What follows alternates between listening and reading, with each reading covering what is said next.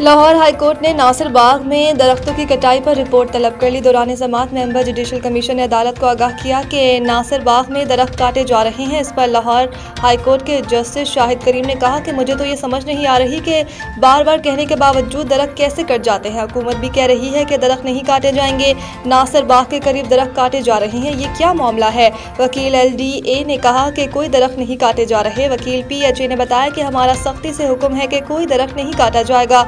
वकील LDA ने मजीद कहा कि नासिर बाग में ज़ेरे ज़मीन पार्किंग बना रहे हैं, वकला के लिए पार्किंग एरिया बना रहे हैं। जस्टिस शाहिद करीम ने मेंबर जुडिशल कमीशन को हिदायत की कि नासिर बाग का दौरा करके रिपोर्ट अदालत में पेश करें। मुझे जो तस्वीर मिली हैं इसमें तो दरख्त काटे हुए हैं। नासिर बाग की बड़ी तारीखी हैसियत है। वकील LDA ने कहा कि हमने दरख्त नहीं काटे बल्कि दरख्तों को ट्रांसप्लांट किया है। अदालत ने कहा कि खुशी इस बात की है कि इस अदालत से गुज़िश्ता साल में जो हुक्म हुए उससे हुकूमत तस्लीम कर रही है। स्कूल बसेस के हवाले से भी हमारा हुक्म था कि हुकूमत इस तरफ नहीं आ रही।